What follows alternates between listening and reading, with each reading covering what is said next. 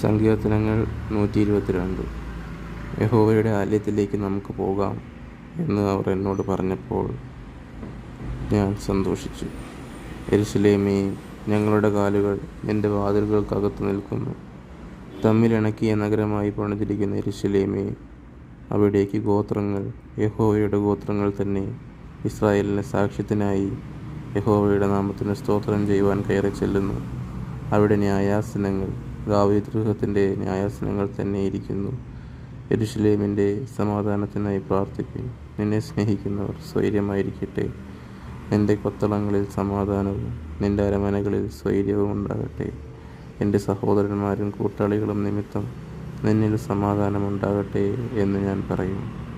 നമ്മുടെ ദൈവമായ യഹോവയുടെ ആലയ നിമിത്തം ഞാൻ നിൻ്റെ നന്മ അന്വേഷിക്കും. നമ്മുടെ ദൈവമായ യഹോവയുടെ ആലയ നിമിത്തം ഞാൻ നിൻ്റെ നന്മ അന്വേഷിക്കും. ആമേൻ.